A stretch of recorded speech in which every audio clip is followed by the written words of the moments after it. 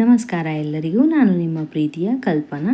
ಎಲ್ಲರಿಗೂ ಹ್ಯಾಪಿ ಯುಗಾದಿ ಅಂತಲೇ ಹೇಳ್ತಾ ಇರೋದು. ಯುಗಾದಿ ಹಬ್ಬದ ದಿನ ಎಣ್ಣೆ ಸ್ನಾನ ಯಾಕೆ ಮಾಡಬೇಕು, ಮನೆ ದೇವರ ಪೂಜೆ ಯಾಕೆ ಮಾಡಬೇಕು, ಬೇವು ಬೆಲ್ಲ ತಿನ್ನುವಾಗ ಯಾವ ರೀತಿ ಮಾಡಬೇಕು, ಯಾವ ಮಂತ್ರ ಹೇಳಬೇಕು ಅನ್ನೋದನ್ನು ನಾನು ಇವತ್ತಿನ ವಿಡಿಯೋದಲ್ಲಿ ತಿಳಿಸ್ಕೊಡ್ತಾ ಇದ್ದೀನಿ.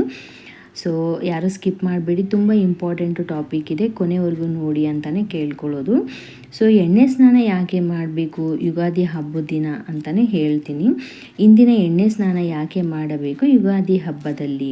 ಹೊಸ ಯುಗ ಅಂದರೇ ಹೊಸ ವರ್ಷ ಅಂತ ಹೇಳ್ತೀವಲ್ವಾ. ಹೊಸ ಪ್ಲಸ್ ಯುಗ, ಹೊಸ ವರ್ಷ ಅಂತಲೇ ಹೇಳ್ತೀವಿ. ಅದರಲ್ಲಿ ಹೊಸ ಸಂವತ್ಸರ ಪರಾಭನಾಮವಾಗುತ್ತದೆ. ಒಟ್ಟು ನಮಗೆ 60 ಸಂವತ್ಸರಗಳು ಸಿಗುತ್ತದೆ. ಅದರಲ್ಲಿ ನಮಗೆ ಇವಾಗ 40ನೇ ಸಂವತ್ಸರ ಪರಾಭವನಾಮ ಸಂವತ್ಸರ ಎಂದು ಹೇಳಲಾಗುತ್ತದೆ. ಚೈತ್ರ ಮಾಸದ ಶುದ್ಧ ಪಾಥ್ಯಮಿಯಂದು ಬ್ರಹ್ಮದೇವನು ವಿಶ್ವವನ್ನು ಸೃಷ್ಟಿಸಿದ ದಿನ ಎಂದು ಅಂತೆ ಹೇಳುತ್ತಾರೆ. ಯಾಕಂದರೆ ಇವತ್ತು ಯುಗಾದಿ ಹಬ್ಬ ನಾವು ಯಾಕೆ ಸೆಲೆಬ್ರೇಷನ್ ಯಾಕೆ ಮಾಡ್ತೀವಿ, ಆಚರಿಸ್ತೀವಿ ಯಾಕೆ ಯುಗಾದಿ ಹಬ್ಬ ಅಂದರೆ, ಯುಗಾದಿ ಹಬ್ಬ ದಿನ ಹೊಸ ಚಿಗುರುಗಳು ಬರುತ್ತದೆ. ಎಲ್ಲ ಕಡೆ ಹಚ್ಚ ಹಸಿರು ಸಮನಾಗಿ ಕಾಣಿಸುತ್ತದೆ. ಎಲ್ಲ ಗಿಡ ಬೆಳ್ಳಿಗಳು ಒಣಗಿರುವುದನ್ನು ಹಸಿರಾಗಿ ನೋಡೋಗೋಸ್ಕರ, ಹಸಿರು ಧಾನ್ಯವನ್ನು ಬೆಳೆಸೋಗೋಸ್ಕರ ಇವತ್ತಿನ ದಿನ ಬಂದ್ಬಿಟ್ಟು ಇಡೀ ವಿಶ್ವವನ್ನು ಹಚ್ಚ ಹಸಿರಾಗಿರಲಿ ಎಂದು ಬ್ರಹ್ಮದೇವನು ಸೃಷ್ಟಿ ಮಾಡಿದ್ದಾನೆ. ಅದಕ್ಕೋಸ್ಕರ ಇವತ್ತಿನ ದಿನ ನಮಗೆ ಹೊಸ ವರ್ಷ. ಯಾವತ್ತು ನಮಗೆ ಹಚ್ಚು ಹಸಿರು ಬೆಳೆಗಳು ಕಾಣಿಸುತ್ತೋ ಅವತ್ತು ನಮಗೆ ಹೊಸ ವರ್ಷ ಆಗಲಿ ಅಂತ ಅಂದ್ಕೊಂಡು ನಮಗೆ ಬ್ರಹ್ಮದೇವರು ಸೃಷ್ಟಿ ಮಾಡಿರ್ತಾರೆ. ಅದಕ್ಕೋಸ್ಕರ ಕ್ಯಾಲೆಂಡರ್ ಪ್ರಕಾರ ನಮಗೆ ಜನವರಿ 1ನೇ ತಾರೀಕು ಹೊಸ ವರ್ಷ ಅಂತ ಕ್ಯಾಲೆಂಡರ್ ಪ್ರಕಾರ ಆಗುತ್ತೆ. ಆದರೆ ನಮ್ಮದು ಹಿಂದೂ ಪುರಾಣದ ಪ್ರಕಾರ ಬಂದ್ಬಿಟ್ಟು ನಮ್ಮದು ಪಂಚಾಂಗ ಇರ್ಬೋದು, ಹಿಂದೂ ಸಂಪ್ರದಾಯ ಪ್ರಕಾರ ಇರ್ಬೋದು, ನಮಗೆ ಹೊಸ ಯುಗಾದಿಗೆ ಹೊಸ ವರ್ಷ ಅಂತಲೇ ಹೇಳ್ಬೋದು. ಸೊ ಹೊಸ ವರ್ಷದಲ್ಲಿ ಎಣ್ಣೆ ಸ್ನಾನ ಯಾಕೆ ಮಾಡಬೇಕು ಅನ್ನೋದು ಕೂಡ ನಾನು ಹೇಳ್ತೀನಿ. ಎಣ್ಣೆ ಸ್ನಾನ ಯಾಕೆ ಮಾಡ್ತಾರೆ ಹೊಸ ವರ್ಷ ದಿನ ಅಂದರೆ, ಬಿಸಿಲು ಸ್ಟಾರ್ಟ್ ಆಗಿದೆ ಇವಾಗ. ಎಲ್ಲರ ಬಾಡಿ ತುಂಬ ಹೀಟಾಗಿಬಿಡುತ್ತೆ. ಸೊ ಹೀಟಾಗಿರೋ ಬಾಡಿನ ತಣ್ಣನೆ ತಂಪಾಗಿ ಮಾಡಿ ಇಟ್ಕೋಬೇಕು. ಇಡೀ ಬಿಸಿಲು ಕಾಲ ಹೋಗೋ ಗಂಟ ಎಲ್ಲ ಕಡೆ ಫುಲ್ ಬಾಡಿ ಸ್ಕಿನ್ ಎಲ್ಲ ಡ್ರೈ ಆಗಿರುತ್ತೆ. ಅದಕ್ಕೋಸ್ಕರ ಫುಲ್ ಈಚಿಂಗ್ ಥರ ಬಂದುಬಿಡುತ್ತೆ.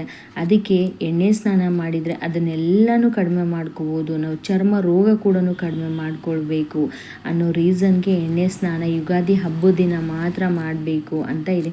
ನೀವು ನಾರ್ಮಲ್ ಟೈಮಲ್ಲಿ ಎಣ್ಣೆ ಸ್ನಾನ ಮಾಡ್ತೀರಾ ಯಾರಾದರೂ? ಇಲ್ಲ ತಾನೆ. ಬಟ್ ಯುಗಾದಿ ಹಬ್ಬಕ್ಕೆ ಮಾತ್ರ ಎಣ್ಣೆ ಸ್ನಾನ ಮಾಡ್ತೀರಲ್ವಾ, ಅದಕ್ಕೋಸ್ಕರ ಎಣ್ಣೆ ಸ್ನಾನ ಮಾಡಬೇಕು ಅಂತಲೇ ಹೇಳ್ತಾರೆ. ಗಂಡಸರು ಬಂದುಬಿಟ್ಟು ಎಣ್ಣೆ ಸ್ನಾನನ ಮಾಡಿಬಿಟ್ಟು ನಮಗೆ ಒಂದು ಚಿಟಿಕೆ ಬಿಸಿ ನೀರಿಗೆ ಒಂದು ಚಿಟಿಕೆ ಅರಿಶಿನ, ಒಂದು ಚಿಟಿಕೆ ಅಷ್ಟು ಕಲ್ಲು ಉಪ್ಪನ್ನು ತೊಗೊಂಡ್ಬಿಟ್ಟು ಮತ್ತು ಒಂದು 4 ಬೇವಿನ ಎಲೆನ ತೊಗೊಂಡ್ಬಿಟ್ಟು ನೀವು ಎಣ್ಣೆ ಸ್ನಾನ ಮಾಡ್ಕೊಂಡ್ಬಿಟ್ಟು ಸ್ನಾನ ಮಾಡಿದರೆ ನಿಮ್ಮ ಬಾಡೀಲಿ ಏನೇ ರೋಗ ನಿರೋಧಕ ಶಕ್ತಿಗಳಿದ್ದರೆ ಕೂಡ ದೂರವಾಗುತ್ತದೆ.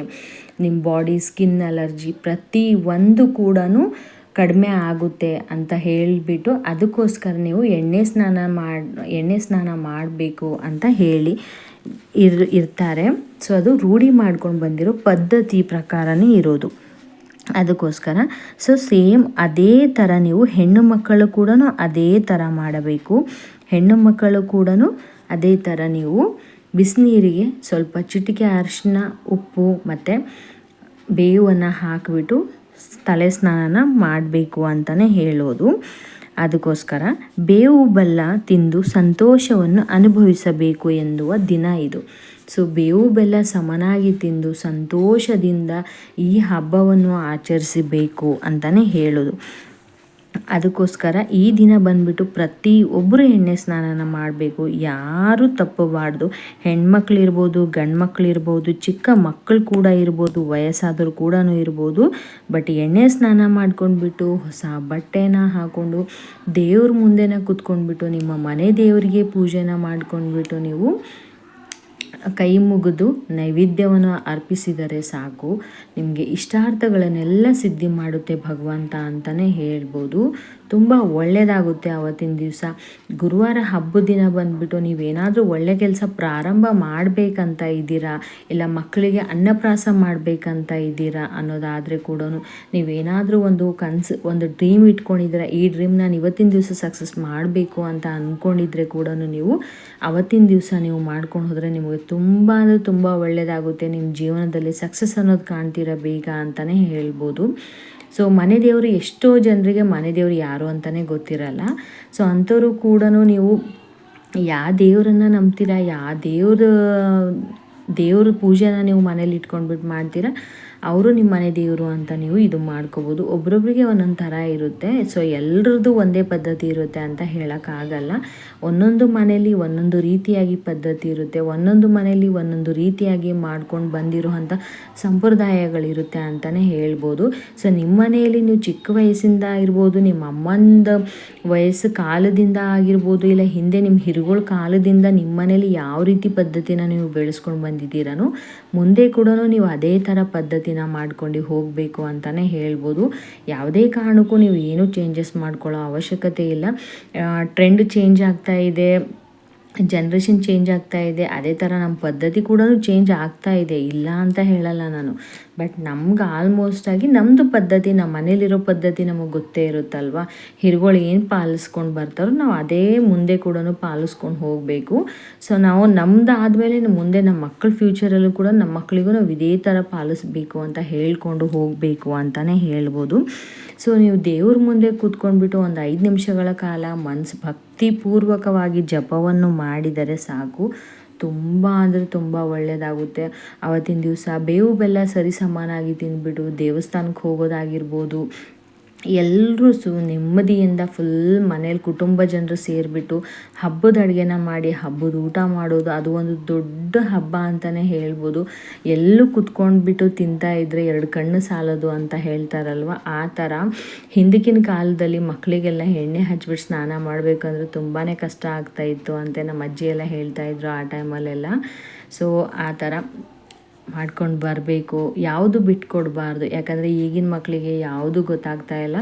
ಸೊ ನಾವೆಲ್ಲ ಹೇಳ್ಕೊಡ್ಬೇಕು ಅಂತಲೇ ಹೇಳ್ಬೋದು. ಸೊ ಎಲ್ರಿಗೂ ಯುಗಾದಿ ಹಬ್ಬ ಹೊಸತನ ತಂದು ಎಲ್ರಿಗೂ ಸಂತೋಷವನ್ನು ಕೊಟ್ಟು ಸಂತೋಷವಾಗಿ ಇದ್ದು ಸುಖ ಶಾಂತಿ ನೆಮ್ಮದಿ ಅವರ ಆಯುಷು ಭಾಗ್ಯ ಎಲ್ಲ ಕರುಣಿಸಲಿ ಭಗವಂತ ಅಂತ ಕೇಳ್ತಾ ಇವತ್ತಿನ ವಿಡಿಯೋ ಮುಗಿಸ್ತಾ ಇದ್ದೀನಿ. ಈ ವಿಡಿಯೋ ಇಷ್ಟ ಆಗಿದ್ರೆ ಪ್ಲೀಸ್ ಲೈಕ್ ಮಾಡಿ, ಶೇರ್ ಮಾಡಿ, ಕಮೆಂಟ್ ಮೂಲಕ ನಿಮ್ಮ ಅನಿಸಿಕೆಯನ್ನು ತಿಳಿಸಿ ಅಂತಲೇ ಕೇಳ್ತಾ ಇರೋದು. ಯಾರೆಲ್ಲ ಸಬ್ಸ್ಕ್ರೈಬ್ ಆಗಿಲ್ಲ ಸಬ್ಸ್ಕ್ರೈಬ್ ಮಾಡ್ಕೊಂಡು ಸಪೋರ್ಟ್ ಮಾಡಿ ಅಂತ ಹೇಳ್ತಾ ಇದ್ದೀನಿ. ಥ್ಯಾಂಕ್ ಯು ಎಲ್ಲರಿಗೂ.